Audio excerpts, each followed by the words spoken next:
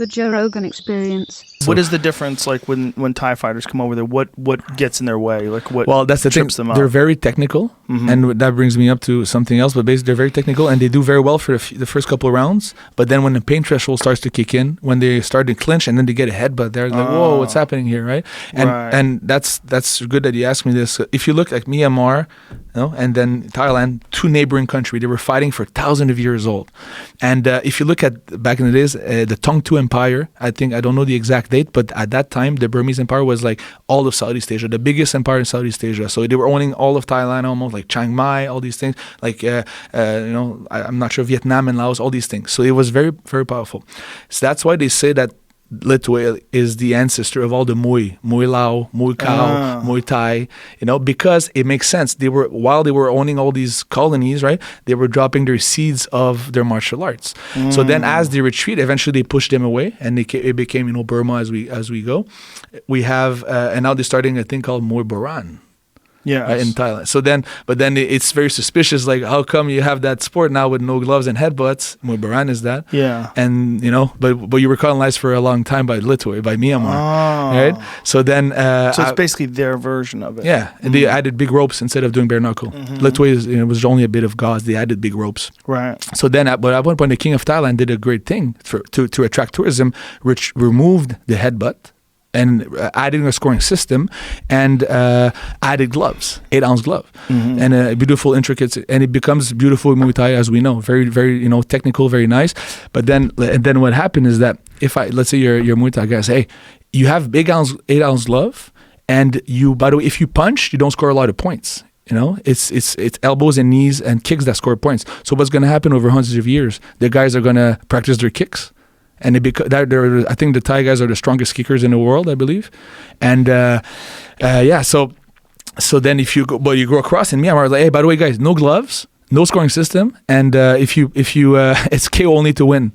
They swing for the freaking fence, right? So that's the two different type of. So you have way less kicks in Lethwei, because you prefer no gloves, because you can draw blood right away with a punch.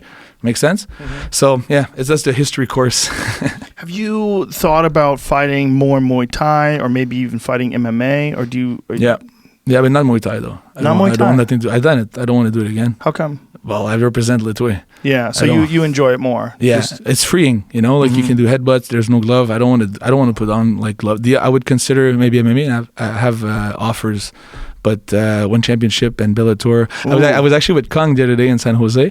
Kung Lee, for those who don't know, he's a legend of martial arts, Sanda specialist. And he actually called Scott Cooker in front of me. He's like, get him a fight. Like I said, well, give me a couple of years. I have a lot of things to do that I want to be happy with my Lethwei career. More things to do, but it's a possibility. And how old are you now? 27. 27. So you're still young. I mean, you could make that transition into MMA if you wanted to. We can go to this actually. I actually fought MMA 2 times. Yeah. I was stupid when I was younger. So in that transition before going to prison fight, it's after prison fight, but like in that transition, like I had a year or 2 before raising enough money to go back. And like I said, my first love was grappling, right? So I was doing, I did some fight nights, amateur MMA, and I won my first MMA fight by guillotine. And then I went to another guillotine, so they gave me like the octopus. They gave I'm a choking guy, And then third fight was against GSP's protege, like a Japanese guy. So I won by decision. So I was undefeated in MMA, an amateur. But then I go back from Thailand. I'm super excited. I'm doing my striking, and I did some stupid decision. Nobody wanted to fight Meunier. He's a good fighter. He's a good fighter, and he's in UFC now. What's his name? Jonathan Meunier. He fought Colby Covington not long ago, and so nobody wanted to fight him, and he was like, it's going to be a striking fight, because people were saying he was a great striker. So I said, let's go. I'm the best striker, so let's do something. So nobody was accepting the fight, so I accepted the fight, but I think it was a bit early for my pro debut. He was already on the radar for UFC, right?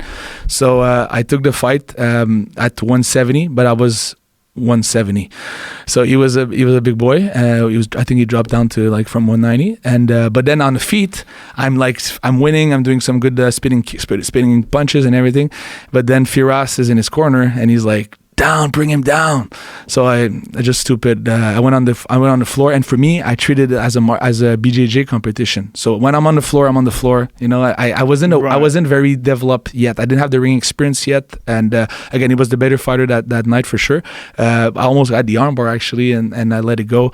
The referee eventually stopped the fight because of elbows in the clinch in the guard. But I was a bit disappointed for this, and.